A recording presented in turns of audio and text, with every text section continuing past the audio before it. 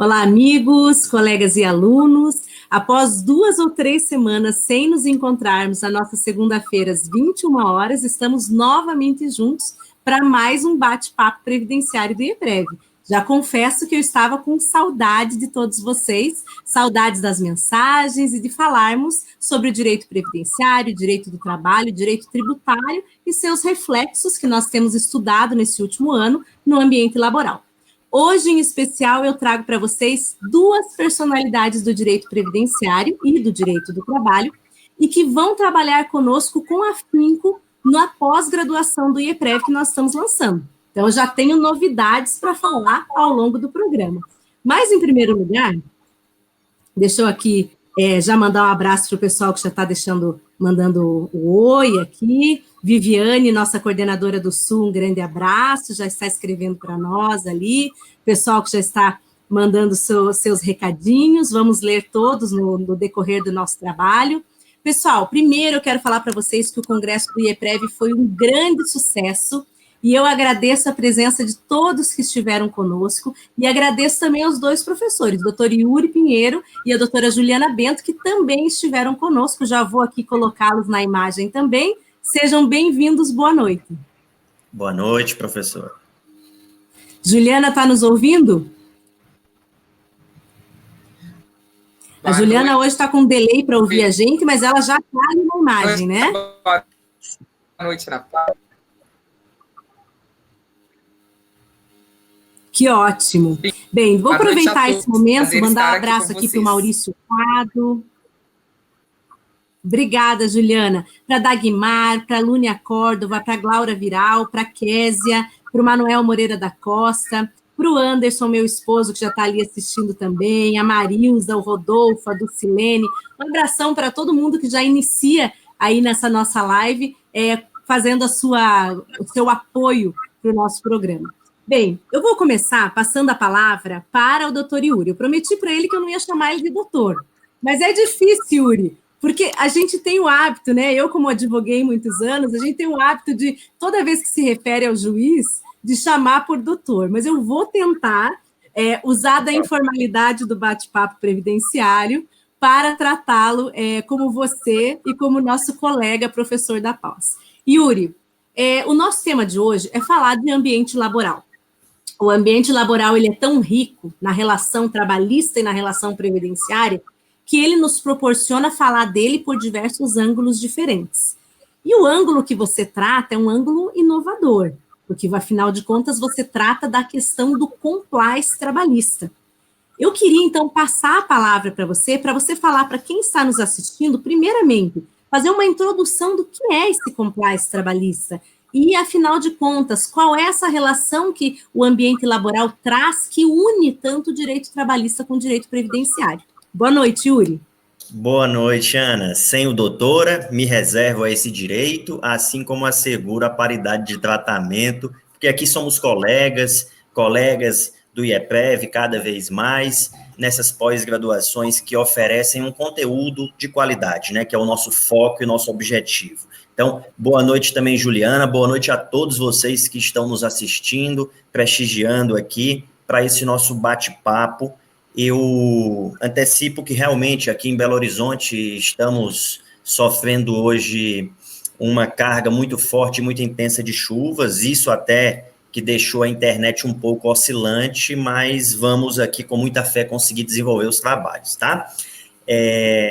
Passado o registro de boa noite aí também ao nosso grande mestre, presidente do Instituto do IEPREV, Roberto Carvalho, eu queria realmente falar um pouco sobre o compliance com essa derivação trabalhista. Nós sabemos que o compliance surgiu no âmbito dos Estados Unidos com o FCPA, né? A partir do momento em que algumas companhias quebraram, as ações foram também derruídas, a imagem daquelas companhias foi completamente abalada. E aí, então, se passou a perceber que cuidar da ética, cuidar do agir em conformidade, porque compliance é conformidade, é integridade, cuidar da licitude do seu negócio, do cumprimento de todas as normas, a um só tempo evitar fraudes, mas também cuidar da imagem da empresa. E a imagem da empresa gera uma reação nos consumidores, em acionistas, enfim, é tudo. A imagem de uma empresa é tudo, como nós sabemos, no âmbito do direito comparado. E muitos casos que nós tivemos, seja fora do país, seja no âmbito brasileiro, foram decorrentes de corrupção.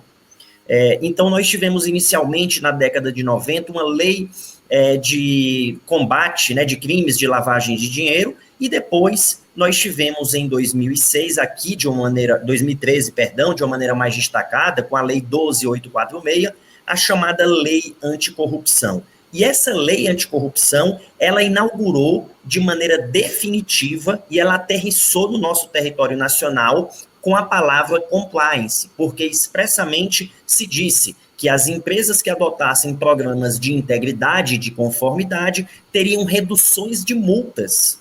Então, o compliance chegou de maneira efetiva e transparente em 2013. E de lá para cá ele só vem se estendendo. Começou na área criminal, derivou para a área tributária, previdenciária, ambiental e chegou, obviamente, na área trabalhista. Até demorou um pouco para chegar na área trabalhista. Mas as empresas começaram a perceber que cuidar do elemento trabalhador na sua instituição é cuidar também da sua imagem e cuidar da sua reputação e da racionalização dos seus custos. Porque o crédito trabalhista, segundo a Constituição Federal, ele está alocado como crédito de caráter privilegiado. E o empregador, ele responde pelos atos dos seus empregados. Aqui, até antecipando o link da nossa conversa, do nosso bate-papo, se um empregado agride, seja moralmente ou fisicamente, um outro colaborador dentro do ambiente de trabalho, o empregador vai responder pelos atos daquele empregado, porque ele responde objetivamente à luz do artigo 932. Então, as empresas passaram a perceber que tem que se preocupar, sim. Há até uma frase clássica, no sentido de que cuide dos seus empregados, que eles cuidarão dos seus clientes, né? Isso é de origem estadunidense também, é decorrente da prática norte-americana e vem sendo assimilada aqui. Mas não só isso, né? Não só a questão de cuidar do elemento humano, que para mim já seria suficiente para justificar o compliance trabalhista, mas cada vez mais tem se editado leis, e algumas até leis estaduais, exigindo programas de conformidade também com a legislação trabalhista. Há uma lei federal no sentido de que as empresas estatais, elas devem adotar programa de integridade. Nós temos de maneira expressa uma lei nesse sentido, relacionada às empresas estatais. É a Lei 13.303 de 2016. E há também uma outra lei de 2018 que obriga algumas ferramentas de compliance em empresas de concessão de transporte. E, por fim, há um projeto de lei avançado que exige para qualquer pessoa jurídica que queira contratar com o poder público que ela tenha um programa de compliance, incluído aí o compliance trabalhista, porque faz uma referência ao respeito de normas trabalhistas. E recentemente, Ana, até divulguei nas minhas redes sociais, especialmente no meu Instagram, @YuriPepinheiro, Yuri com I, recentemente eu divulguei o comentário de um advogado que, ao ver após de compliance trabalhista do IEPREV, a publicação, né, a divulgação que fizemos, ele mandou mensagem no sentido: olha, professor, eu sou advogado trabalhista e a empresa para quem eu advogava, para quem eu fazia consultoria, ela acabou de perder 2 contratos com 2 multinacionais porque eles exigem que haja um programa de compliance, incluído a parte trabalhista, e a empresa para quem eu advogo não possuía. Então, eu preciso me especializar nisso para oferecer esse serviço aos meus clientes de consultoria e passar a estruturar, adotar e implementar um programa de compliance. Então, o compliance, seja para se relacionar com o poder público, seja para atender às exigências do mercado internacional, seja para manter uma boa reputação, ele, na verdade, é uma exigência inarredável. E aí em todas as áreas. É necessário que você busque especialistas de cada uma delas, né? E o ambiente laboral, depois a gente conversa um pouco mais e aprofunda alguns detalhes, mas o ambiente laboral ele precisa ser cuidado, porque, como eu disse, o empregador responde pelos atos dos seus empregados. O assédio moral, que a gente tanto escuta falar, né, que é cercar, que é agredir a dignidade, ferir direitos subjetivos de maneira sistemática, de maneira recorrente, ele pode se dar até mesmo de maneira vertical, ou seja, de empregados para com o superior hierárquico, embora seja mais comum do superior hierárquico para aquele que está subordinado a determinado dirigente. Mas, enfim, é um meio em que, até pela coletividade de pessoas, é propenso, se não for bem cuidado, a gerar assédios, discriminações, humilhações, e eu vejo isso diariamente. Quantos casos, né, já acabamos nos deparando aí de assédio, de perseguição, que podem ser isolados, mas podem ser até o chamado straming, que é uma política de assédio organizacional, por uma cobrança excessiva, que expõe as pessoas a condições vexatórias. Enfim, é uma temática muito rica. Mas eu vou, para a gente poder permitir esse bate-papo, essa dialética que é importante aqui numa live conjunta, eu vou me limitar primeiro a essa introdução, tá bem, pessoal? Não, mas foi excelente, Yuri. Eu acho até, inclusive, que muitas pessoas, elas têm dúvida. Eu também trabalhei muito tempo com compliance previdenciário, porque o compliance previdenciário, ele já é uma realidade, pelo menos há uns 4 anos, né? E por causa da questão tributária. Então, a gente acaba falando muito do compliance previdenciário na questão mesmo da contribuição empresarial e das questões do cumprimento de normas regulamentadoras que agravam a tributação previdenciária. E acaba que isso sempre, a empresa, ela dá um pouco mais de importância, porque atinge de uma forma um pouco mais direta no bolso.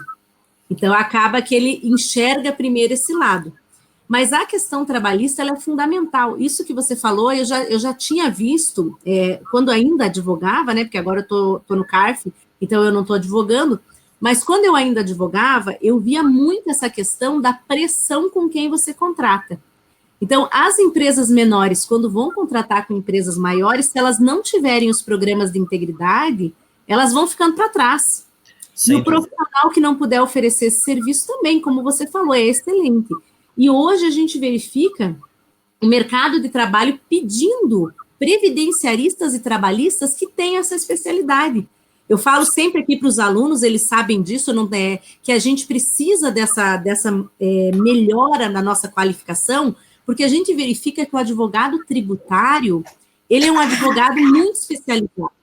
E o previdenciário trabalhista, com o tempo, eles foram ficando para trás. Eu falo isso sempre para os meus alunos. Eles sabem que eu digo isso, né, sem qualquer demérito da advocacia. Mas tem que ter esse cuidado, porque senão a gente está perdendo campo para o advogado que é de outra área vir e fazer no nosso lugar, né, doutor Yuri? Sem dúvida. Isso que você tocou também é muito importante, Ana, porque hoje em dia, né, com o retorno de algumas ideias, digamos, de uma base, de uma vertente liberal, e aqui sem qualquer análise político-partidária, que não é o nosso objetivo, mas só uma constatação. Há um certo retorno de ideias do liberalismo. E o que o liberalismo econômico prega? O enxugamento do Estado, o afastamento do Estado, laissez-faire, laissez-passer, que deixe que o mercado se regule, que abra espaços para os particulares. E por que eu falo isso para o âmbito trabalhista? Por uma repercussão muito clara, que é o seguinte: terceirizações.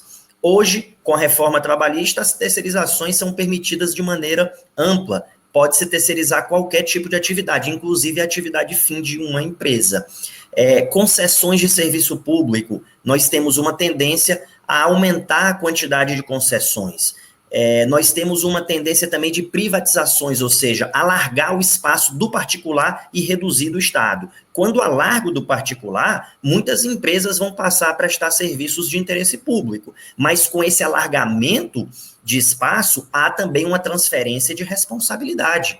Essas empresas, essas pessoas jurídicas que vão ocupar espaços públicos vão precisar ter esses programas de integridade para assegurar que estão oferecendo um serviço que cumpre as normas. E aí, mais uma vez, no âmbito das terceirizações, eu vejo, na minha atividade de juiz, que geralmente as terceirizadas não têm um cumprimento tão grande de normas trabalhistas, de normas previdenciárias também. Quantas vezes vejo lá uma terceirizada com o poder público, que o poder público não exigia, não fiscalizava os recolhimentos previdenciários, recolhimentos de FGTS, que não tinha um fiscal, um gestor de contratos que pudesse apurar ali alguém que estava cometendo assédio moral. E sobre assédio moral, nós temos casos na busca de produtividade que chegam a ser insanos, que vão desde dançar na boquinha da garrafa se você não atingir uma meta, até um funcionário que eu, infelizmente, às vezes tenho que relatar esse exemplo, um funcionário que foi chamado de Todinho. Eu não sei se eu cheguei a comentar esse caso, acho que não no congresso do IEPREV, mas, enfim, porque os casos são infindáveis. Mas o cidadão, meus amigos, foi chamado de Todinho porque, primeiro, teria, né, uma certa origem de etnia ali, uma raça, e ele teria a cor um pouco mais escura, enquanto que nós temos pessoas caucasianas, pessoas brancas, enfim, a primeira... Justiça do Trabalho justamente para que esses documentos sejam adequados, um posicionamento coerente com a realidade fática, sem uma atitude fraudulenta, realmente colocada a verdade, tem muito a aposentadoria especial desses trabalhadores. A gente sabe, a aposentadoria especial seria retirado cedo do ambiente de trabalho, porque se ele fica por muitos anos aquele ambiente nocivo, isso pode lesar a vida, ou ele diminui a expectativa. É que próximo eu comento nas minhas aulas de pós-graduação do IEPREV, que nós temos aqui próximo, que nessa cidade nós temos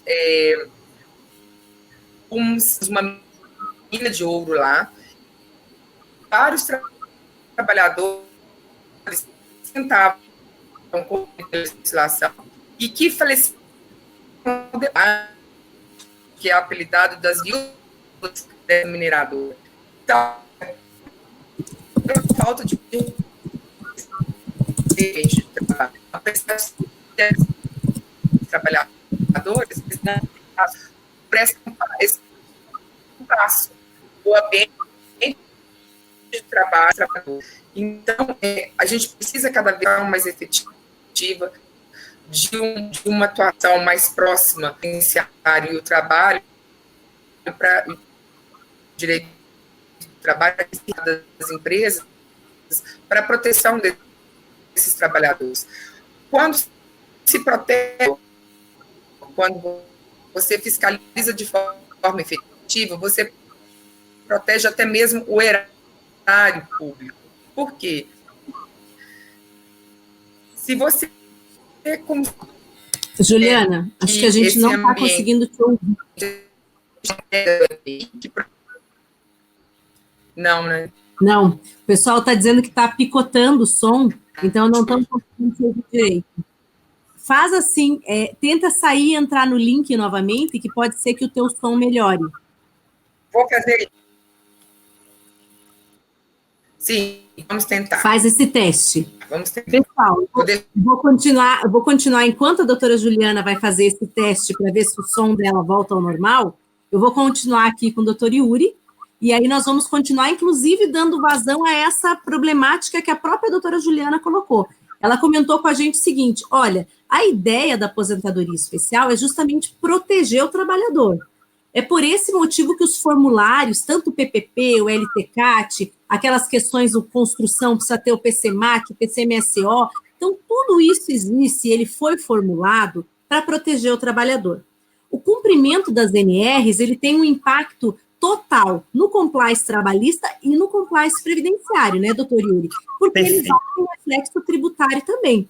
Então, eu vou devolver para o doutor Yuri para ele falar um pouquinho dessa necessidade de que a gente tenha esses formulários respeitados, as normas regulamentadoras que não são uma besteira, né, doutor Yuri? Existe um motivo para a existência delas. É um motivo, inclusive, histórico, porque elas foram colocadas em razão justamente de uma estatística ruim que a gente tinha para determinados setores. Então, eu vou devolver a palavra para você falar um pouquinho para a gente, para o pessoal que está nos assistindo sobre isso. Perfeito. O ambiente de trabalho, ele realmente tem essa perspectiva de rigidez psicológica, que passa pelo assédio, que a gente estava falando de discriminação, mas tem essa questão da rigidez física, e aqui relacionado aos riscos ocupacionais.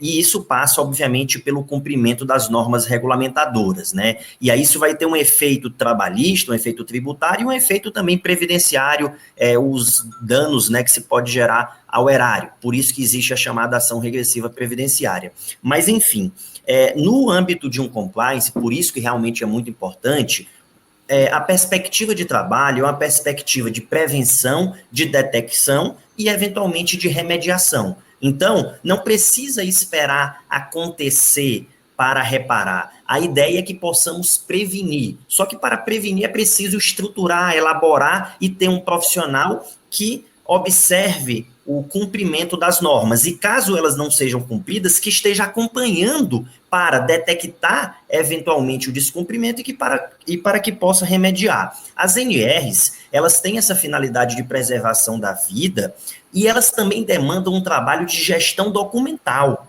E por isso que precisa ter um programa estruturado e de acompanhamento, de treinamento. Vejam a NR6. A NR6 prevê que os equipamentos de proteção individual devem ser fornecidos mediante recibo.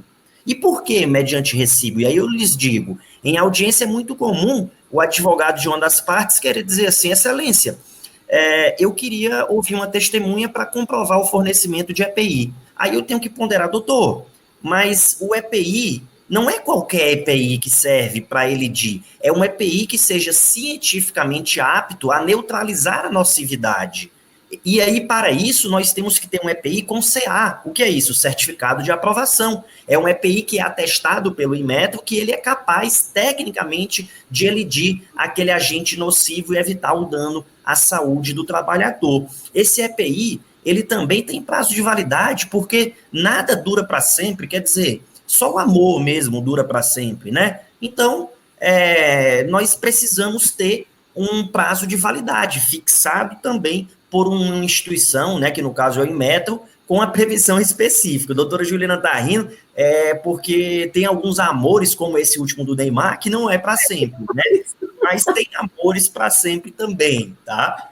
Vamos acreditar sempre no amor, que, aliás, o IEPREV é uma instituição de amor também, de amor, de carinho, de fraternidade. Mas, enfim, não dura para sempre. Então, ao entregar o EPI, você tem que fixar a data que foi entregue, para que eu possa verificar se ele foi substituído até o final de sua validade, para aferir a substituição periódica. Não é qualquer EPI que serve, é um EPI cientificamente apto e um EPI que esteja dentro do prazo de validade, por isso que tem que ter recibo. E aí, muitas vezes eu acabo condenando em insalubridade, o pagamento do adicional de insalubridade, porque não tinha os recibos de maneira adequada. Podia até ser que fossem fornecidos, mas não tinha documentação. Eu vejo, às vezes, multinacionais que não têm uma gestão regular de EPI. E isso tudo, na linha do que a Juliana estava falando, é muito importante, porque eu costumo dizer que o trabalho é para encontrar a vida, é para satisfazer a vida e não para encontrar a morte. E aí, nesse aspecto de ambiente de trabalho, o empregador precisa estar bem orientado de um profissional do direito para que ele não possa ser seduzido por algumas afirmações de economias porcas, economias baratas, como, por exemplo, o empregado que eventualmente prefere não ter uma substituição do local de trabalho, uma melhoria do ambiente de trabalho para continuar ganhando adicional de insalubridade, né? E aí é curioso e é paradoxal, porque o trabalhador, para ganhar a vida, ele apressa a morte. Não faz sentido, não tem lógica. E aí o empregador, seduzido por essa questão, não vou mexer no ambiente de trabalho, trocar máquinas, vai gerar muito custo, o empregado mesmo prefere para não perder o adicional de insalubridade e se mantém. Mas se tivesse uma assessoria jurídica que enaltecesse, demonstrasse os riscos, que mostrasse todo o balizamento, a conduta e a escolha poderia ter sido diferente. Com certeza, excelente, doutor Yuri, a colocação, e inclusive a respeito do que falou sobre a questão da documentação, tributariamente é a mesma coisa, porque não importa eu dizer que forneci, a legislação ela é muito clara, e a minha ex-sócia, a doutora Gisele, com quem eu tinha escritório, ela escreve muito sobre isso, E no nosso livro do Congresso, ela tem um artigo que fala o seguinte: não basta você fornecer, você ainda precisa fiscalizar o uso. Porque previdenciariamente, trabalhista falando, né? Previdenciariamente e trabalhisticamente, estendendo aqui a minha colocação, eu preciso fiscalizar. E fiscalizar hoje é mais importante do que qualquer coisa, principalmente no tributário. Para não receber um auto de infração, eu não preciso comprovar que ele não se machucou, que não houve um acidente de trabalho, mas eu tenho que comprovar, para fins de direito tributário, que que a empresa tinha o cuidado de fiscalizar, e não sendo empregado assim, organizado a ponto de utilizar, ele tinha que ser notificado pelo empregador. Isso para o direito tributário e previdenciário faz muita diferença. É uma relação um pouco diferente da trabalhista, né, doutor Yuri? Mas no previdenciário, o fato de fiscalizar, às vezes, é mais importante do que o de evitar o acidente. E aí, eu não sei, vamos tentar, Juliana, ver se o pessoal consegue te ouvir agora um pouquinho? Sim, claro. Tá melhor? Tá picando ainda? Tá bom. Tá. Tô te ouvindo, vamos ver. Justamente... Tá melhor. Vamos tentar. Qualquer coisa, vocês me falem, que aqui também. Pois é, isso, eu acho que essa no direito previdenciário da lei, né? Vamos dizer assim, quando é o bem jurídico maior que nós temos no nosso muito claro de proteger a integridade física. Muita gente aposentadoria ajuda do risco, o risco dessa pessoa ter um acidente, ter algum tipo de doença, alguma que possa pôr sua vida em tutela do Estado. E nesse sentido, por isso que nós temos que apresentar mais, porque ela se expõe mais do que qualquer outro. Ela provavelmente vai ter trabalho. Então, é muito importante que esse apresentar ela se expõe mais. Está cortando muito isso. Ela seja só como doutor. Então, vamos. Certo, também. Hoje. Eu vou acompanhando a live. Você. Está cortando muito.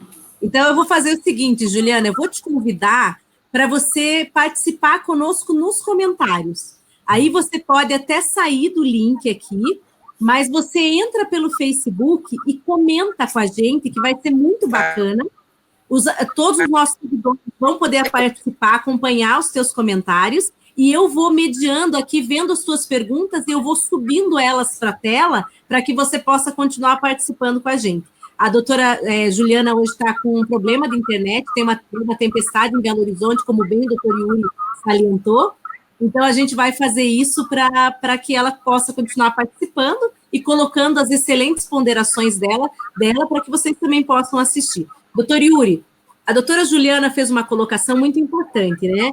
A legislação, ela não exige o dano. Então, mesmo quando a gente fala de previdenciário, eu não preciso que haja o dano efetivamente. A legislação, ela já tem que proteger a própria ideia da atividade especial. Vou passar para você falar um pouquinho sobre essa ideia da confirmação do dano. Perfeito. Vou até voltar naquele outro comentário que você tinha passado para mim a respeito da fiscalização antes, tá? Para o âmbito do direito do trabalho, é importante que a gente diga, a fiscalização e a documentação tem sim um papel de relevância. A comprovação, a documentação é extremamente relevante. Nesse caso mesmo de EPI, eu particularmente entendo que você não pode comprovar o fornecimento de equipamento de proteção individual por prova testemunhal. Mas, para indeferir a oitiva da testemunha, se eventualmente o advogado protestar, eu prefiro ouvir para evitar a ocorrência de uma alegação de nulidade e depois o processo voltar à primeira instância. Então, digamos que por uma racionalização do processo, para gerenciar o processo, eu prefiro ouvir. Mas eu chego para a testemunha e a primeira pergunta que eu faço, Ana, é a seguinte, dizer o seguinte: amigo, o senhor veio aqui, compareceu em juízo, né? E o advogado da empresa queria saber se eram fornecidos EPIs. Mas, em primeiro lugar, eu quero que o senhor me diga se o senhor conhece os termos da portaria 3.214 de 78 e os seus anexos, especialmente o 6.6.1, e se o senhor sabe quais seriam certificados de aprovação dos respectivos EPIs. Porque, com isso, ele vai dizer que não sabe certificado de aprovação, que ele não sabe o que a ANR diz, e é o normal. Eu também não saberia, né, se trabalhasse, se fosse um colaborador, um funcionário, como já fui, operador de telemarketing, de companhia de telefone, por exemplo. Eu usava lá headset, mas enfim, usava um EPI ou outro, mas eu não sabia certificado de aprovação de nada. E aí, se a testemunha me disser, não tinha EPI, era fornecido, aí eu vou dizer em julgamento, olha, falou a testemunha que era fornecido, mas não soube dizer o CA, não soube dizer o prazo de validade, não tinha conhecimento da norma regulamentadora, aí não tem importância. Então, ao fim e ao cabo, o que vai importar é a documentação, é aquele registro perfeitamente documentado, né? Você tem por isso que a gente fala em gestão documental. Aliás, um dos módulos da pós de compliance trabalhista é gestão documental. E um outro módulo da pós de compliance trabalhista é o estudo analítico das normas regulamentadoras, para você saber o que precisa implementar, o que precisa fiscalizar e como deve fazer a comprovação disso. Então, o perfil também, é bom que se deixe claro, o perfil da pós é um perfil pragmático, é um perfil prático, para que você possa aprender a como fazer, como fiscalizar e como comprovar. O outro ponto que você estava falando agora, Ana, me relembra aqui, você me questionou. Que não há necessidade, né, da comprovação de danos só, mas também o próprio descumprimento ou colocar a vida em risco já tem um reflexo, né, que a gente tem que trabalhar. Já causa um certo dano. E veja que nesse ponto também caminhamos aí de maneira parecida. O Tribunal Superior do Trabalho recentemente reconheceu, boa noite aí para a Kênia, que está entrando agora, o Tribunal Superior do Trabalho acabou reconhecendo de maneira recente que a violação sistemática de direitos trabalhistas, ainda que não causem dano, ela é capaz, na verdade, essa violação sistemática de gerar um dano moral coletivo, e um dano moral coletivo em re ipsa, um dano moral coletivo que se configura, na verdade, pelo simples fato de se estar descumprindo o direito trabalhista. Então, ainda que não tenha havido um dano à saúde de algum trabalhador, mas se aqueles trabalhadores estavam em situação de risco, nós já temos aí a justificativa para que essa empresa possa sofrer uma condenação de dano moral até no âmbito coletivo, um dano moral coletivo. Um caso, Ana, que também me chama muito a atenção em relação a empresas, né? Veja no caso de motoristas de ônibus, veja no caso de usinas, em operações complexas, cujo trabalho pode colocar a vida em risco. Nós temos muitas vezes colaboradores que são submetidos a exames, a testes, como exames toxicológicos, né? Esses exames toxicológicos podem ser realizados, o empregado precisa concordar, bafômetro, nós teríamos que ter a concordância também, ou pode ser feito? Isso são questões delicadas, que estão chegando ao judiciário. Mas antes até de falar, a Ju está mandando aqui, né, alguns comentários, verificamos muitas vezes a informação do fornecimento de EPI eficaz com o CA posterior ao tempo de trabalho, numa lesão clara ao trabalhador, carregando perdas e dano moral. Com certeza. Inclusive, nesse particular, a jurisprudência trabalhista também está em sintonia com a previdenciária, no sentido de que a ausência de fornecimento adequado de EPI, ela causa, sim, um dano moral, ainda que não tenha causado um dano físico, porque você expôs a pessoa à própria sorte, né? A má sorte, enfim, possibilidade de sofrer um dano, de vir a ter uma agressão na sua rigidez física. Então, é um risco muito grande expor alguém a um dano à vida. E isso justifica, isso causa temor também no empregado, e obviamente se você está trabalhando com um temor, não se sente protegido, não se sente assegurado, é claro que valores subjetivos estão sendo maculados. Então, também entendemos aí nesse sentido, caminhamos juntos quanto a isso também. E eu até ia comentar o seguinte, para o pessoal que está nos assistindo, o pessoal que está interessadíssimo também na advocacia empresarial previdenciária, que agora ela é moda, né? Eu brinco que é moda porque, assim, o patronal trabalhista sempre existiu, mas o empresarial previdenciário, ele é tímido, são poucos escritórios no Brasil que exclusivamente trabalham com isso, mas é uma área muito interessante. E o compliance trabalhista, eu ia até fazer essa propaganda para o pessoal, quem quer trabalhar com compliance previdenciário, aprender o compliance trabalhista é fundamental. Falo isso porque trabalhei muitos anos no empresarial previdenciário, o meu escritório é um dos poucos que exclusivamente trabalha com previdenciário empresarial. Então, embora eu não trabalhe mais lá, mas trago aí a marca de muitos anos de trabalho empresarial previdenciário.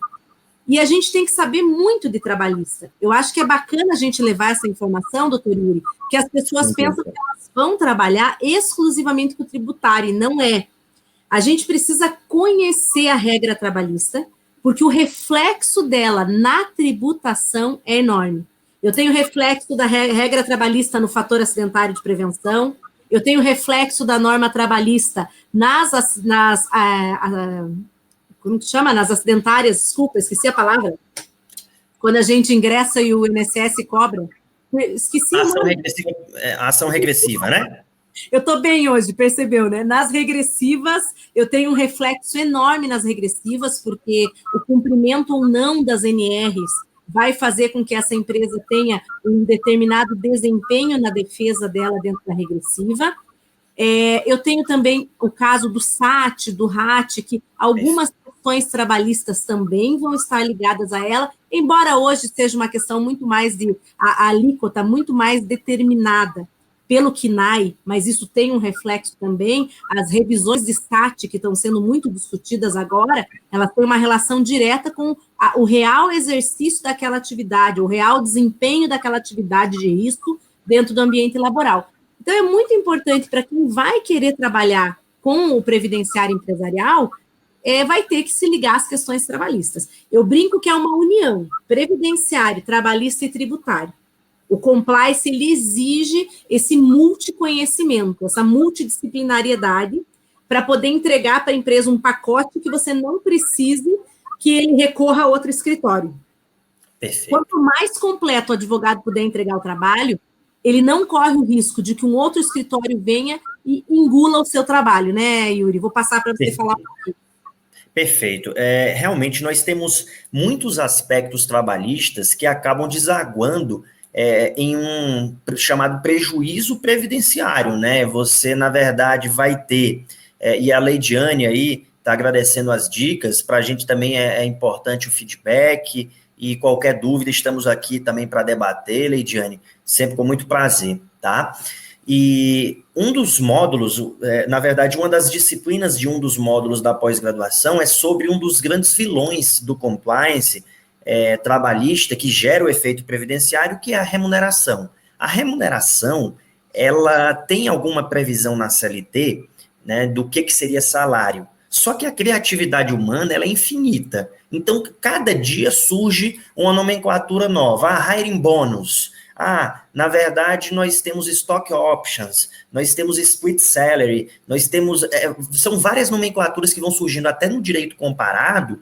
E qual que é geralmente o objetivo? É criar uma parcela que supostamente não seja salarial para evitar incidência de FGTS e evitar incidência previdenciária. E aí, então, você teria uma grande economia. Como no caso até mesmo do jogador de futebol. Você costuma colocar uma grande parcela expressiva a título de direito de imagem e o salário em carteira, muitas vezes de um jogador que recebe 200, 300 mil reais, que a gente sabe que no futebol tem esses super salários, A pessoa recebe R$5.000 em carteira e recebe 235 lá em direito de imagem, uma completa e absoluta desproporção. No âmbito trabalhista, nós temos hoje, com a reforma, uma situação muito dramática que demanda uma orientação de um profissional que esteja absolutamente capacitado sobre prêmios.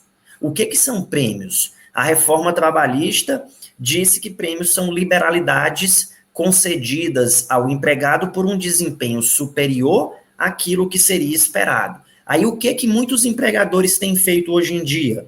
Têm combinado de pagar R$1.000 a título de salário e 3.000 a título de prêmios. Só que esses prêmios já são pré-fixados. A pessoa diz, mas a reforma permitiu que os prêmios não tenham natureza salarial, então não tenho que recolher 8% de FGTS, não tenho que recolher a Previdência, aí tem uma economia muito grande. Isso é, mais uma vez, uma economia porca, uma economia por falta de orientação jurídica que vai depois gerar um rombo trabalhista e um rombo previdenciário. Porque, na verdade, se prêmios são liberalidades, o fato de já prefixá-los é um pouco suspeito, porque são liberalidades, como é que você já faz uma prefixação?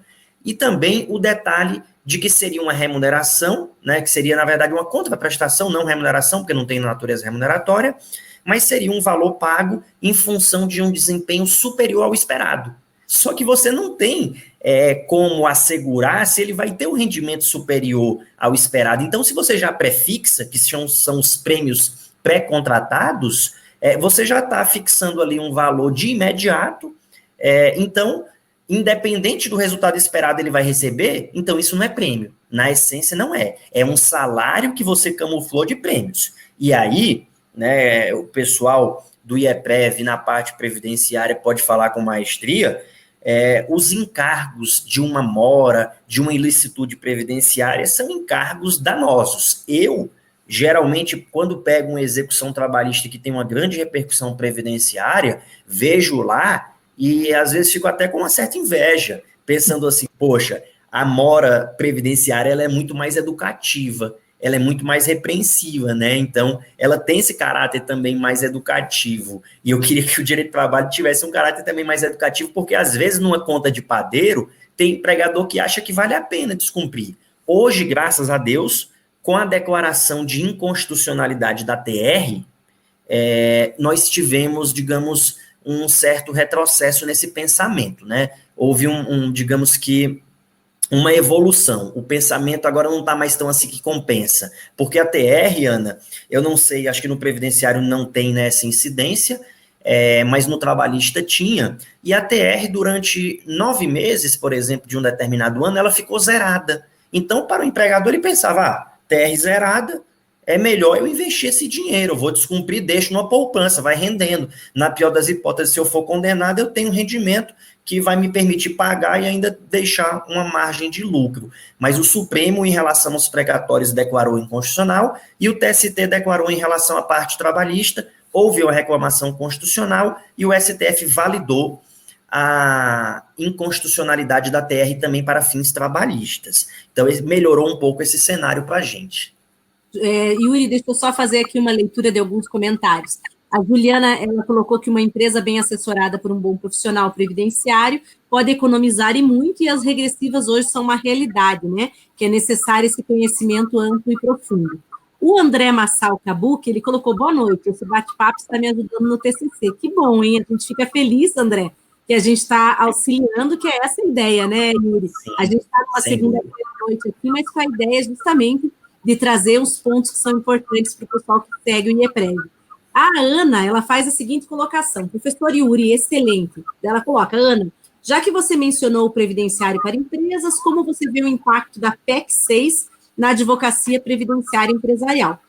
Olha, eu vou fazer um comentário aqui, que é o seguinte, na verdade, Ana, eu não vejo uma alteração muito profunda no custeio empresarial, né? A PEC não traz uma linha de redução ou de aumento de contribuição previdenciária patronal, isso falando especificamente de contribuição previdenciária.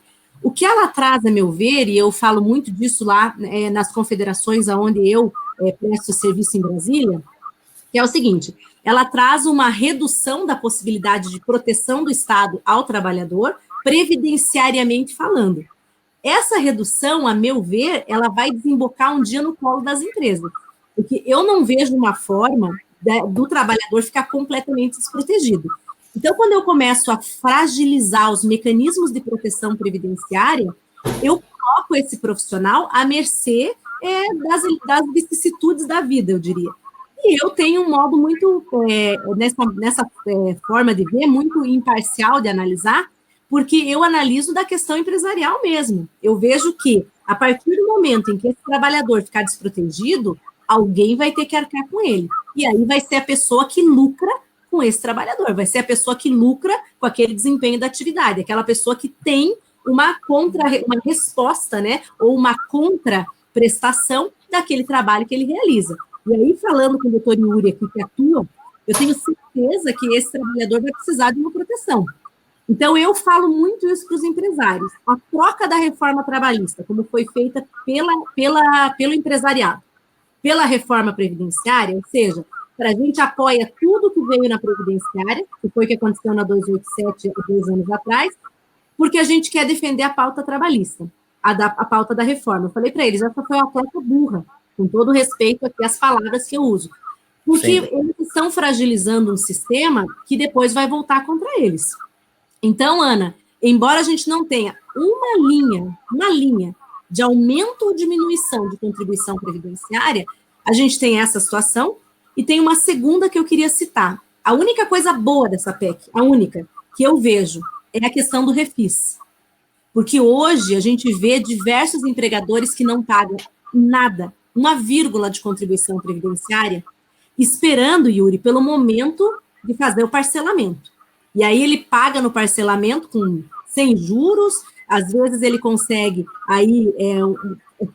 as certidões que ele precisa para participar das licitações por meio de mandado de segurança, não faz o pagamento de nada, e quando sai o parcelamento, para ele fica muito bom e fica muito ruim para o Estado.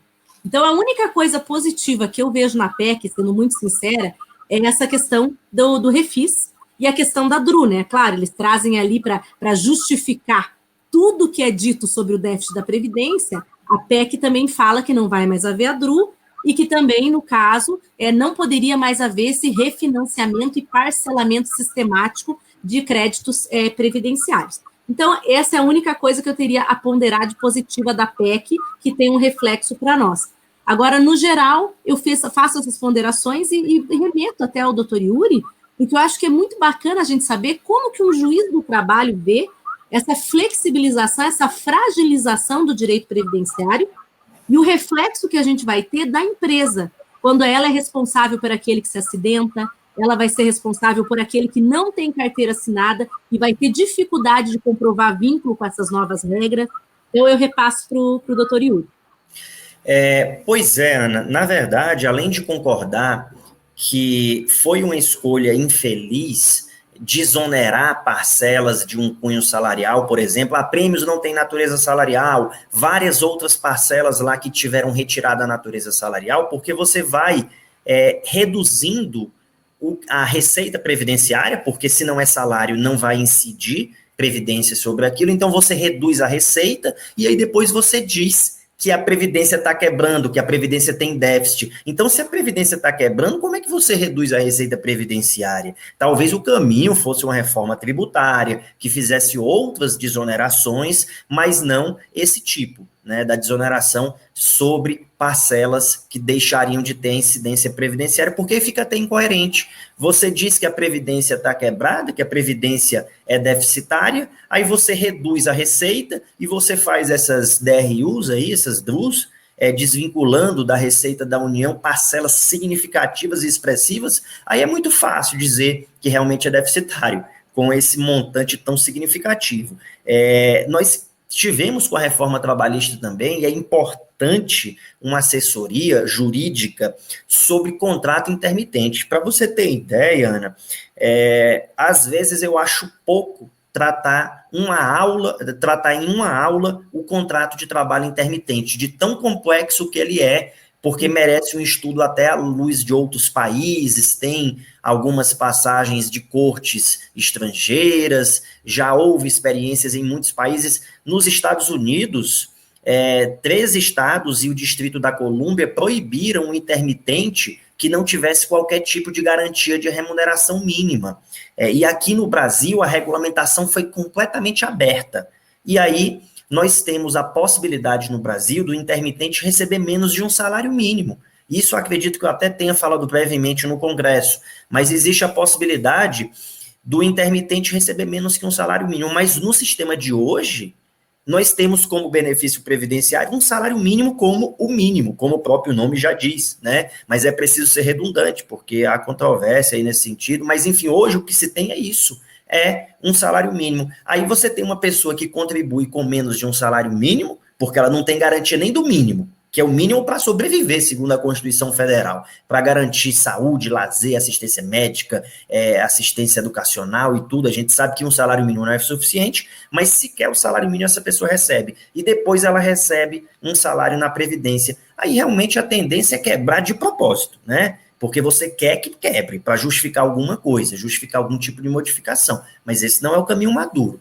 Eu queria fazer um apelo também, aproveitando aqui o bom trânsito e o respeito que o IEPREV tem, até mesmo na nossa Casa Legislativa do Povo, né, no Congresso Nacional. A ação regressiva previdenciária é uma coisa que vem acontecendo agora e é uma coisa que remete à mais absoluta insegurança jurídica. É assustador. Acho que isso eu comentei também no Congresso. Nós temos lá um determinado acidente de trabalho, e aí nós investigamos se o empregador tem culpa, porque o trabalhador que sofreu o acidente vai ajuizar uma reclamação trabalhista e pedir danos materiais, danos morais, o pensionamento, lucros cessantes, despesas hospitalares. Então, para definir isso, a gente precisa investigar se o empregador teve culpa, a princípio, né? Porque, como regra, é a teoria subjetiva.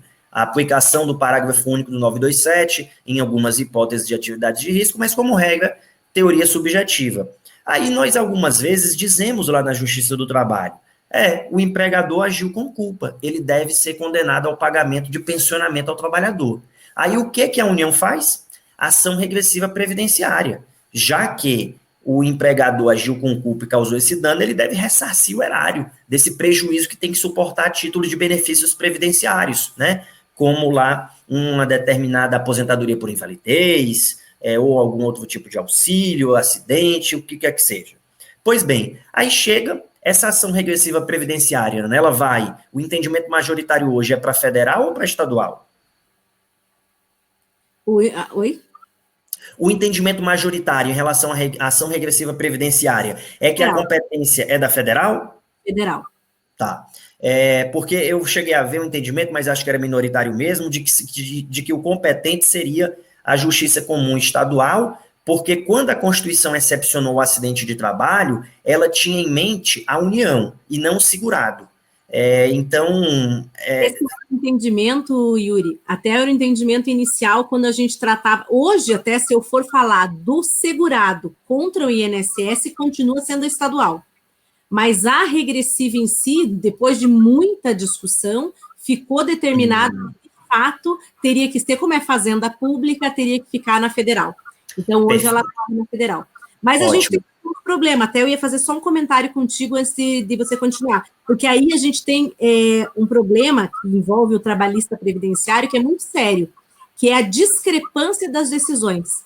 Eu posso ter um acidente de trabalho de um modo considerado na Justiça Trabalhista, de outro modo a acidentária correndo na estadual e a regressiva ainda de um outro. E aí eu comento contigo, mas vou devolver a palavra para você. Não, perfeito, mas era exatamente nessa insegurança jurídica que eu queria chegar, porque o juiz do trabalho eventualmente diz, teve culpa do empregador. Na ação regressiva previdenciária, aí o juiz federal, da Justiça Comum Federal, vai dizer, não, entendo que não houve culpa do empregador. E aí nós temos sobre o mesmo tema decisões absolutamente antagônicas. E como que você explica para o cidadão que, na verdade, ele foi considerado como culpado no acidente e pelos mesmos fatos e sob as mesmas leis ele foi considerado não culpado lá na outra justiça pelo mesmo acidente. Não tem lógica, isso compromete a credibilidade do poder judiciário como depositário das expectativas sociais de pacificação dos conflitos. Isso realmente teria que ser reunido, o tema acidente de trabalho, inclusive a questão regressiva, deveria ser reunido, seja na Federal Comum, seja na Justiça do Trabalho, mas eu acredito que a ideia da súmula 736 do STF, que ficou enterrada, né,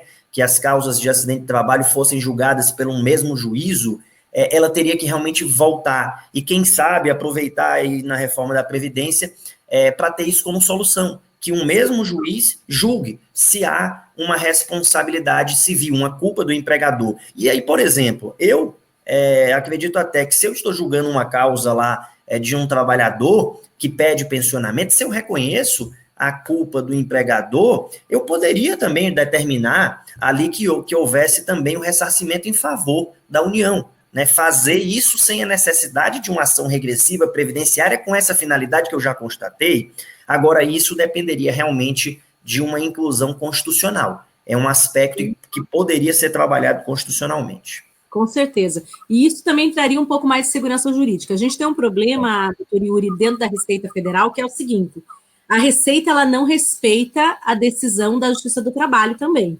Ela se sente, eles falam o seguinte, que o auditor fiscal não está adstrito ao entendimento do magistrado, ao entendimento dele de juízo material. Então, eles têm essa análise de que a prova ela tem que ser reanalisada pelo auditor fiscal e que o auditor fiscal teria essa liberdade absoluta, exatamente. Então, a gente chega a ponto, assim, de ter uma reclamatória trabalhista que é totalmente desconsiderada, mas que depois ela vai ter reflexos tributários. Então, eu também tenho que ver o lado do empresário aqui, e o empresário muitas vezes é prejudicado, porque às vezes o trabalhador não tem êxito nessa ação trabalhista, não tem êxito em comprovar o vínculo perante o INSS, mas ele é contabilizado para fins de cota patronal previdenciária pela Receita quando há um auto de infração de fiscalização de um período mais complexo, de um período aí de 5, 6 anos dentro da empresa. Então, essas questões, a meu ver, essa falta de segurança jurídica, ela prejudica muito essa questão da empresa nessa nossa questão do compliance, seja ele previdenciário ou trabalhista. E por isso que eu falei que o advogado que vai fazer o compliance previdenciário tem que conhecer o trabalhista. Primeiro ponto, já vou fazer um convite, tem que vir fazer a pós que o doutor Yuri vai coordenar, junto com o doutor Fabrício, né? Temos lá o nosso querido professor Antônio Queiroz também. Então, é importante que as pessoas venham fazer, por quê? Eu não tenho como trabalhar no previdenciário, e isso eu falo assim, olha, de quem trabalhou anos no previdenciário empresarial, eu não tenho como trabalhar no previdenciário se eu não conseguir aliar os conceitos do direito do trabalho e a tributação. Eu preciso saber tributação, eu preciso saber conceito de direito do trabalho, porque eu vou aplicar eles para saber se eu descumpri ou não a norma da Receita Federal. Por isso, doutor Yuri, que é tão complementar esse nosso tema. Sem dúvida. O ambiente laboral, ele vai trazer 3 reflexos diferentes. Então, para quem não acompanha, isso que o senhor falou é excelente. Eu posso ter a empresa pagando pensionamento vitalício, eu posso ter a empresa devolvendo esse valor como regressiva no INSS, e eu terei a empresa pagando um FAP mais alto, porque ela teve uma morte no acidente de trabalho. Perfeito. Então, eu tenho um mesmo fato gerador que vai repercutir na vida daquele empresário de 3 modos diferentes. E o pagamento de um não anula o pagamento do outro. Não é mesmo, doutor Yuri? Sem dúvida. E os empresários, né, estão passando a perceber os efeitos danosos que um acidente de trabalho pode gerar. Infelizmente, no Brasil, é necessário que aconteçam algumas catástrofes para que as pessoas reflitam sobre o impacto das coisas. E nós tivemos Mariana, nós tivemos Brumadinho, CT do Flamengo, e é isso que traz a discussão e que mostra o prejuízo, o rombo que isso pode gerar. Então, a preocupação devia ser social, devia ser humanitária, de cumprir as normas, de evitar o risco de dano, mas, infelizmente, algumas vezes precisa acontecer para que se passe até essa preocupação. E os efeitos são realmente muito danosos, né? Nós temos aí uma carga que pode ser muito elevada. E eu achei muito interessante, Ana, isso que você falou, de precisar saber conceitos, né, de precisar conhecer normas trabalhistas e a correta aplicação dessas normas para evitar prejuízos, né, para evitar incidências danosas na ótica previdenciária também. Uma outra situação muito dramática é a do chamado limbo previdenciário, que não se sabe muitas vezes o que fazer, o que faz o INSS trabalhando com essa lógica de alta programada, programa lá que o empregado vai ficar bom numa data X, e aí de repente ele volta para a empresa, segundo um ENR, a empresa tem no retorno do INSS que fazer um exame médico, e o médico atesta que essa pessoa está doente. E aí, então, o que a empresa faz? A empresa vai dar trabalho para uma pessoa que o médico disse que está doente? Se der, ela vai agravar a sua condição de saúde. O que vai acontecer? Provavelmente o empregador vai depois sofrer uma ação, né, de acidente de trabalho, de doença ocupacional, de agravamento daquela lesão anterior, e, eventualmente, isso pode gerar uma invalidez, a empresa pode ter que pagar um pensionamento até o fim da vida daquele trabalhador. Então, a empresa deve evitar conceder trabalho a quem está doente. Por outro lado, segundo o INSS, aquele trabalhador, aquele colaborador está apto. E aí o que fazer? Deixa ele em casa e não paga o salário? Bom, se não pagar, a jurisprudência trabalhista diz que, como o ato do INSS ele tem uma presunção de legitimidade, ele a princípio se presume verdadeiro, ele se sobrepõe ao do médico da empresa. Então, o que fazer? O que fazer é ter um profissional habilitado para que possa questionar esse aspecto previdenciário e que possa reverter essa situação. Mas a solução de deixar em trabalho me parece não ser a mais adequada. Outros fenômenos também, Ana, como, por exemplo, o trabalho temporário. O trabalho temporário funciona assim, numa passão rápido, a empresa, ela anota a carteira de trabalho dos seus funcionários, mas em vez desses funcionários trabalhar para essa empresa, ela sai colocando os funcionários em outras empresas que estão precisando de mão de obra, de um acréscimo de serviços. Então, digamos que uma empresa tem 120 funcionários, ela pode ter 60 trabalhando em favor de uma indústria X e 60 trabalhando em favor da indústria Y. E a gente tem a cota de pessoas com deficiência, né? A partir de 100 empregados, a empresa tem que cumprir cota.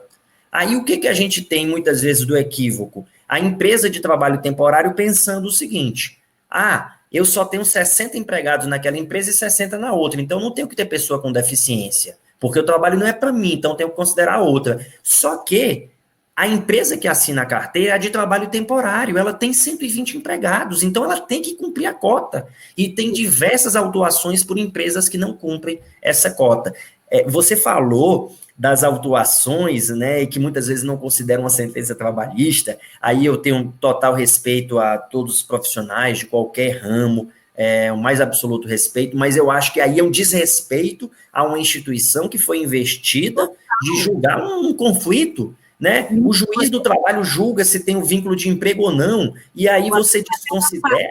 Parte aqui para te dizer que eu tenho um voto no CARF, que eu trabalho na Câmara Superior, que eu falo exatamente isso, eu vou te enviar para você ver. Que Ótimo. Eu falo, isso é um desrespeito a uma sentença com coisa julgada material.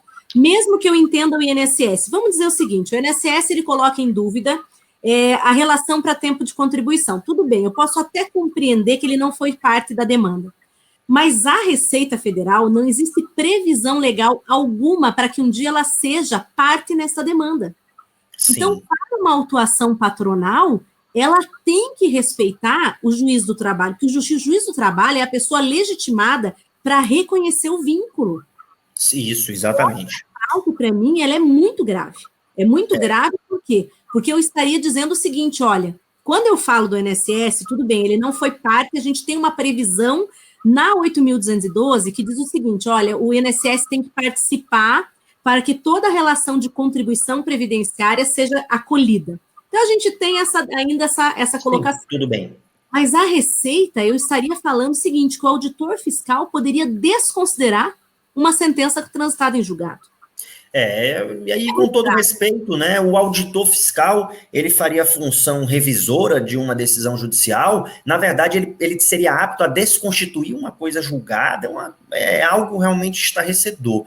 E, Ana, qual seria um exemplo de situação em que o auditor faz uma autuação desconsiderando uma decisão trabalhista. No INSS, eu sei que tem aquelas situações de vínculo que não tem início de prova material, como exige a lei previdenciária. E aí, muitas vezes, num caso de revelia, se desconsidera. Mas e do auditor, em que situação? Muito comum para hiring bônus, né, que são as luvas. Então, quando eu contrato alguém, ou alguém que por acaso esteja nos assistindo não lembre, são aquelas luvas. Eu trago um profissional, ele sai do serviço público, eu trago ele para dentro da minha empresa, eu como se eu fosse um convite a participar, vir trabalhar comigo.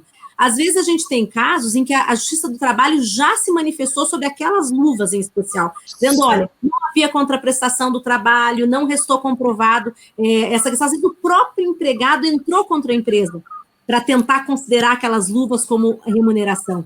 E aí ele pede na Justiça do Trabalho. PLR, muito comum também. O empregado, um grupo de empregados vem pedir a PLR para ser colocada como remuneração. E aí ele perde, tem uma decisão transitada em julgado com recursos, ele perde lá no TST, vamos dizer, dizendo, não, olha, essa PLR aqui respeitou a 10.101. Para nossa total surpresa, o auditor chega e fala, não respeitou a 10.101, discordo da Justiça do Trabalho, e aí a empresa fica numa situação total de insegurança, porque o juiz não integrava. Sim, e ele autua com que finalidade? Sob que conjectura?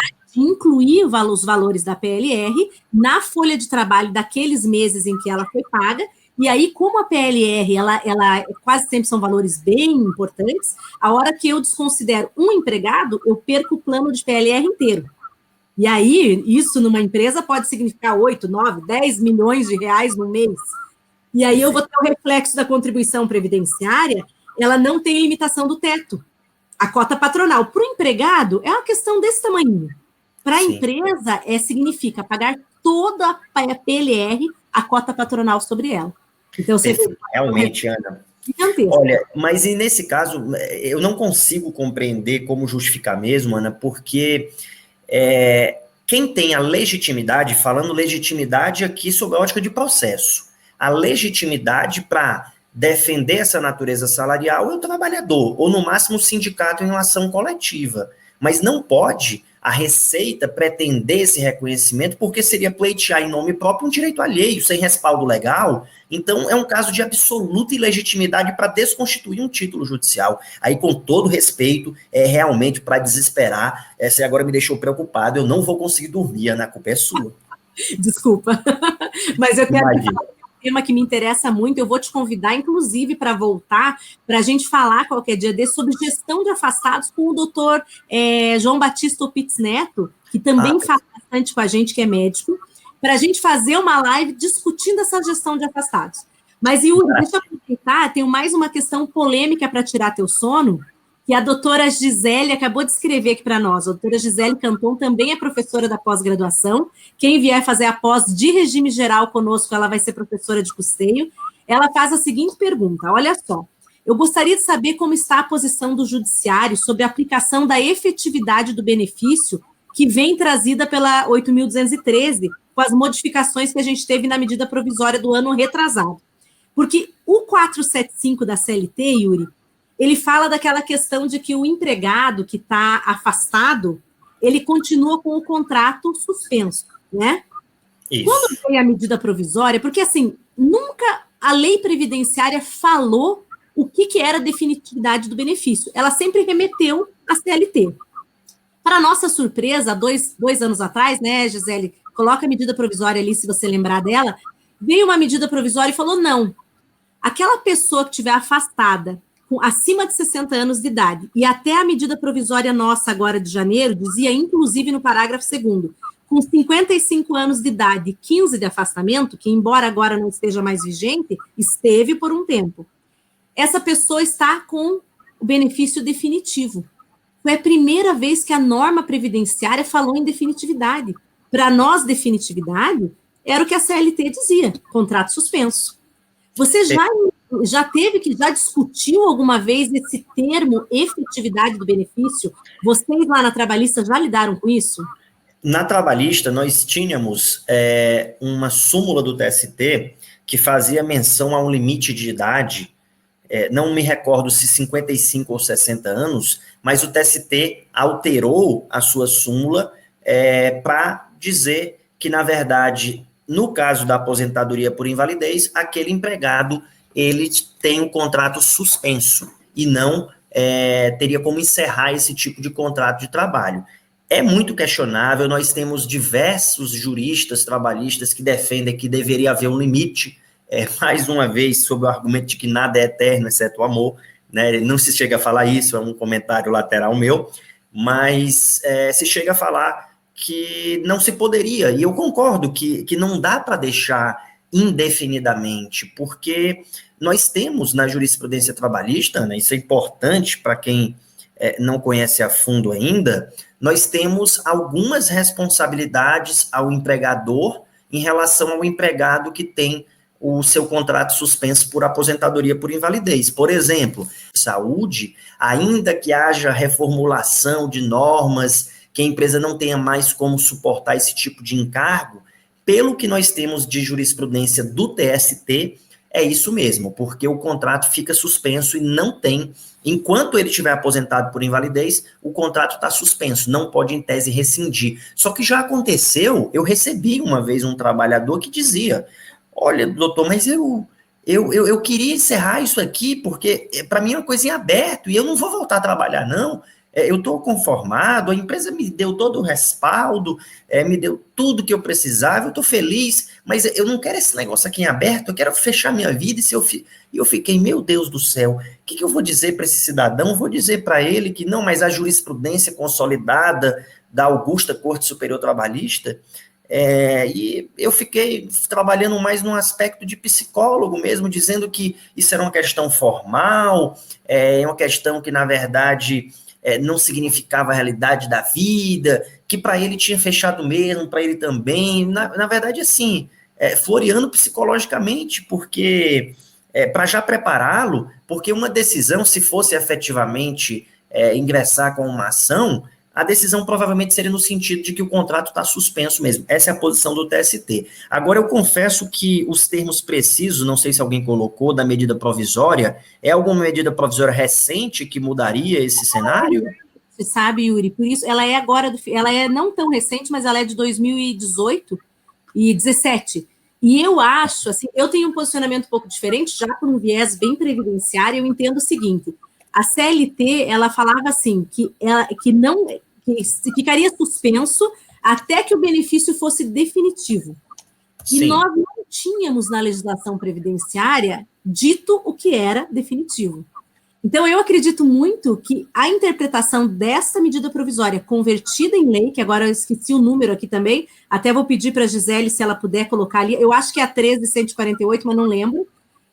Então, eu acho que a gente muda o panorama a partir do momento em que veio a previdenciária e falou, olha, esse benefício é definitivo. Até vou aproveitar, o Fábio Turaza, ele escreveu o seguinte, e quando a empresa encerra o contrato e baixa o contrato, anotando em CTPS essa baixa, mas o segurado é convocado e tem o benefício cessado, aí está a resposta, Fábio, porque, teoricamente, ele não pode mais ser convocado, porque a lei disse que ele era definitivo. E aí, como é que a gente resolve isso? Mandado de segurança, para que o INSS não descumpra a lei previdenciária.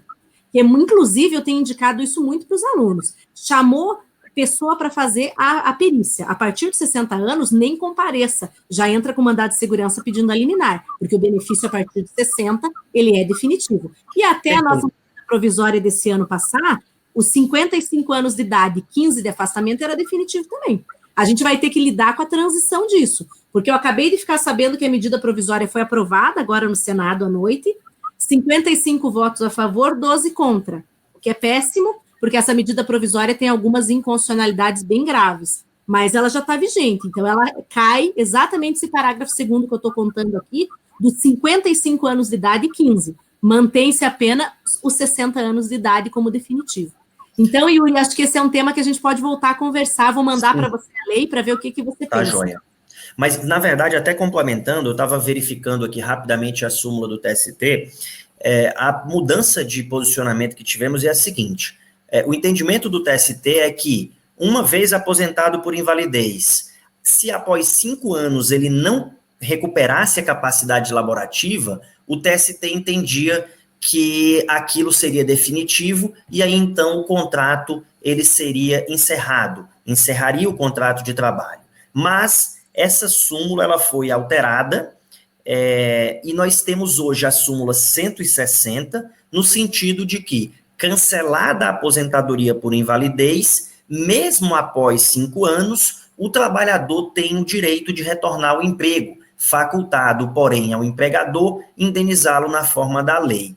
Então, isso corrobora até o que a Juliana está colocando aqui, que a baixa colocada pelo doutor Fábio, ali, mencionada pelo doutor Fábio, seria nula, porque o contrato estava suspenso. Ainda que passe dos 5 anos, o contrato continua suspenso e, por isso, não pode colocar aquela baixa, segundo o entendimento do TST. Então, não pode colocar a baixa, mesmo que tenha colocado, ele tem, se ele recuperou a capacidade depois de 10, 12 anos, ele tem o direito de retornar ao emprego, é o que diz hoje a súmula 160 do TST. Tá? O que poderia ser discutido pelo trabalhador, né, pelo fato de que o INSS não poderia cessar esse benefício. Esse benefício, pela norma previdenciária, ele passou a ser definitivo. Eu acho que dá para fazer assim, uma discussão enorme sobre esses dois pontos. Eles são excelentes, né? Porque a gente tem que olhar pelo aspecto trabalhista, previdenciário e tributário junto. Mas e as consequências que gerem cada um, né?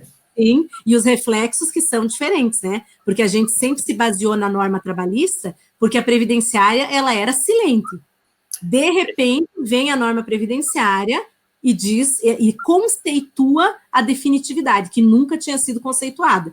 Então, eu e a doutora Gisele, como a gente trabalha só com essa parte de custeio, para nós foi uma surpresa. A gente falou, nossa, em 20 anos nós estamos aguardando saber o que é definitividade, e a norma vem e fala. Talvez isso possa ter reflexos futuros, né, Yuri? Sem dúvida. Depois, eu preciso dar uma olhada nessas disposições para refletir com mais calma, porque ainda não tivemos processo trabalhista, pelo menos do que tenho percebido e onde atuo, já com essa conjectura nova, talvez por ser recente não chegou ainda na Justiça do Trabalho, mas é importante a gente já refletir, até porque pedidos podem ser formulados e é preciso saber formular e preciso saber se defender. É algo realmente a pensar nas consequências e as condutas que o empregador deve tomar, que eventualmente, sob a ótica previdenciária, devem ser tomadas também. Ah, com certeza. Yuri, eu queria te agradecer, já são 10h30, estamos na avançada hora, foi um prazer enorme falar contigo. Foi muito bacana, eu vou te convidar para voltar, tenha certeza. O teu tema é um tema pelo qual eu sou apaixonada, é o tema que eu trabalhei aí nos últimos anos da minha vida da advocacia, então é um tema que eu gosto muito, e é muito bacana discutir com uma pessoa como você, porque além do conhecimento amplo, você é uma pessoa extremamente assim, fácil, tranquila de conversar, então foi um prazer enorme. Vou deixar um recado para os nossos alunos aqui, pessoal, a pós do IEPREV está aberta, então nós estamos com as matrículas abertas, tanto para pós-graduação em Direito do Trabalho, que é o Compliance Trabalhista, que o doutor Yuri falou hoje sobre a nossa live inteira. Nós também estamos com as matrículas abertas para o regime geral de previdência. Nesse ano, a gente está trazendo uma surpresa. A gente vai falar de regime geral, mas a gente tem um módulo especial de processo judicial previdenciário e de processo civil. Não tem hoje, Yuri, como trabalhar mais na justiça previdenciária sem compreender as alterações do Código de Processo Civil. Para a vara comum, principalmente, ele traz alguns impactos fortes, e para o juizado, ele traz uma alteração de prazo e de algumas considerações de agravo que a gente usa para destrancar recurso no juizado especial. Então, quem quer trabalhar com direito previdenciário no regime geral tem que conhecer processo, né? Eu sempre discuto assim que a prova, ela é fundamental, o direito em si ele é fundamental, mas se você não conseguir provar, não vai adiantar nada, né, Yuri? Sem dúvida. Você, como condutor do processo como juiz, você sabe disso melhor do que ninguém. E as normas processuais, elas estão aí, batendo a porta do advogado, ele tem que saber lidar com elas. E a gente programou um módulo muito especial, com muito carinho para os nossos alunos. Eu estou atuando nessa coordenação junto com o Dr. Roberto e com o Dr. Lázari. Dr. Lázari e Dr. Roberto já trazem a pós-graduação há alguns anos, esse ano eles me convidaram para integrar, e a gente vai trabalhar essas questões de direito processual. Yuri, fala um pouquinho da tua pós também para o pessoal que está nos ouvindo. Sim, mas antes eu queria dizer que a recíproca é verdadeira, também acho a professora Ana extremamente didática, uma pessoa que a gente sente, né, de coração bom, um sorriso agradável, uma pessoa assim, de uma natureza boa, a gente sente isso nas pessoas, né? Estava hoje aqui com a família, o marido deu oi aqui na live, isso é bacana, você vê que é um projeto familiar para que possa oferecer isso a vocês, né? Eu também estou aqui em casa, minha esposa está lá dentro com minha filhinha, fazendo a rotina do sono, já deve ter feito, hoje eu não pude participar porque estava aqui com vocês, com muito prazer, mas ela compreende, tudo é um projeto familiar na vida, então a gente deve sempre acreditar que é possível, a gente não pode procurar desculpas, se a gente se programar, se a gente se propuser a fazer alguma coisa, né, I'll do my best, como dizem os norte-americanos, fazer o melhor e não fazer o possível, a gente consegue, é só colocar esperança, mas esperança do verbo esperançar, que não é esperar como muitos acreditam, esperançar é perseverar, então basta isso. Queria elogiar a inserção desse módulo de processo civil na pós de vocês, eu nem sabia, na verdade, porque eu fiquei esses últimos meses pensando em como estruturar e conversando com o professor Fabrício, mudando, invertendo módulos, invertendo disciplinas, então eu fiquei por conta disso, na verdade, para oferecer a melhor pós possível nessa ótica do compliance trabalhista, então não tive acesso a essa novidade, mas acho muito bacana. No Congresso se falou muito, né, no painel que eu estive lá com o ministro do TST, tínhamos também um juiz federal falando sobre ação rescisória em juizado especial, por que não cabe ação rescisória, trazendo reflexões valiosas e que me parece, pelo menos a mim convenceu, que essa perspectiva vai mudar, à luz dessa reflexão de juristas, né, tão preparados, tão habilitados. E o processo, como você disse, é o que dá o resultado efetivo, né? Muitas vezes nós temos lá um direito que você percebe que talvez exista,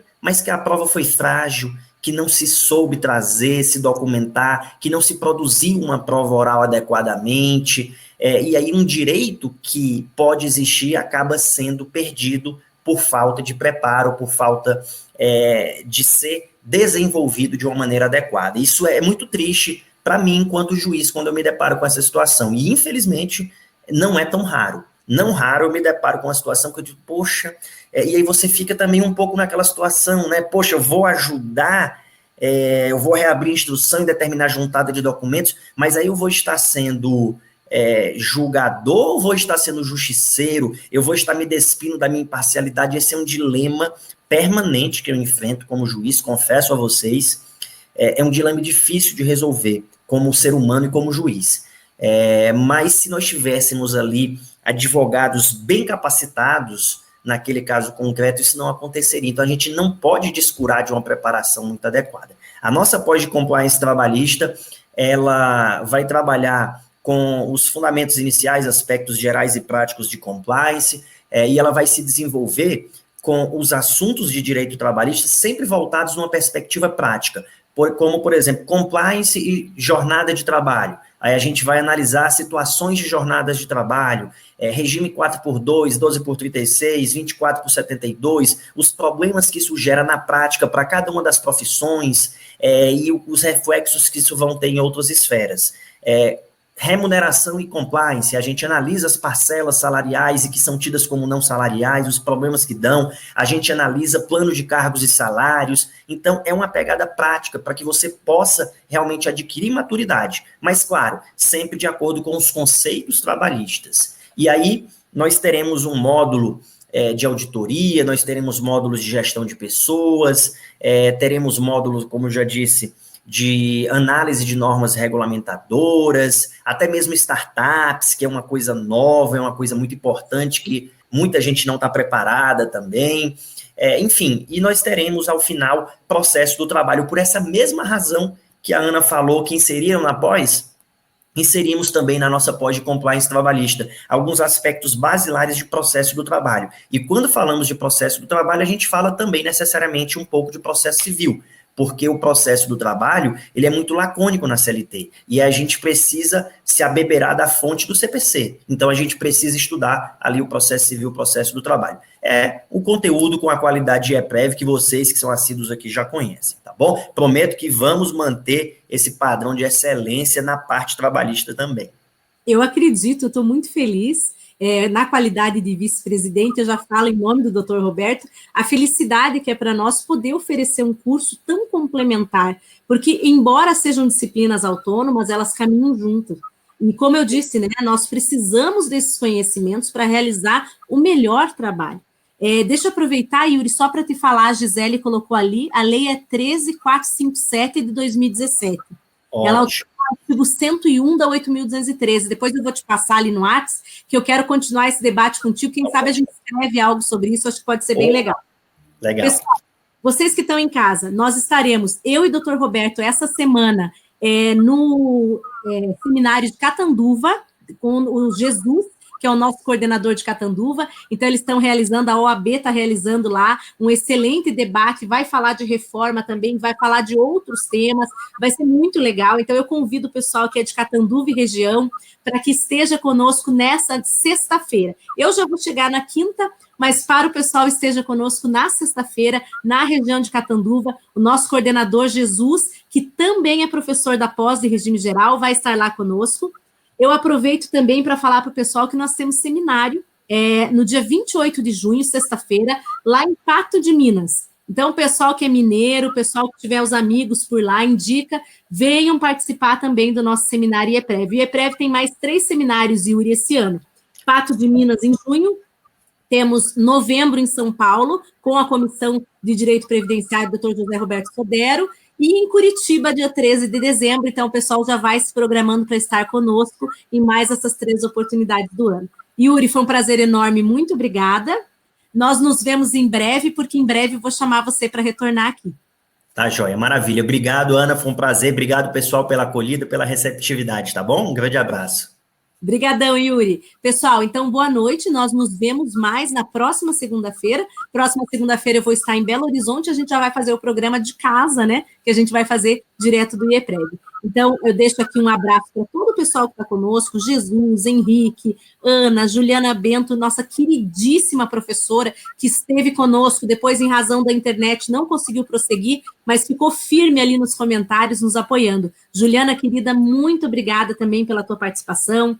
A Vicky Nascimento, que é a nossa vendedora, que fica ali dando um auxílio para todo o pessoal que já quer se inscrever na pós, já pode falar com a Vicky. Quem mais aqui? Chiquinha Nascimento, queridíssima, está sempre conosco. Fábio Turaza. Deixa eu descer um pouquinho mais para não esquecer de ninguém. A Ana Américo fez excelentes perguntas do patronal. Muito obrigada, Ana. A Inês Garavelho, Lucas. Deixa eu ver quem mais. Descer aqui o nosso presidente, Dr. Roberto de Carvalho Santos, que deixou um super abraço para nós, e todo o pessoal que esteve com a gente. Pessoal, gostaram? Então, por favor, compartilha. Compartilha com um amigo, compartilha na sua timeline, compartilha em algum grupo e vamos divulgar esse conhecimento para que a gente possa ter uma advocacia cada vez mais efetiva no direito do trabalho e no direito previdenciário. Beijo grande. Um abração, Yuri. Abração, pessoal. Até mais. Até. Tchau, tchau.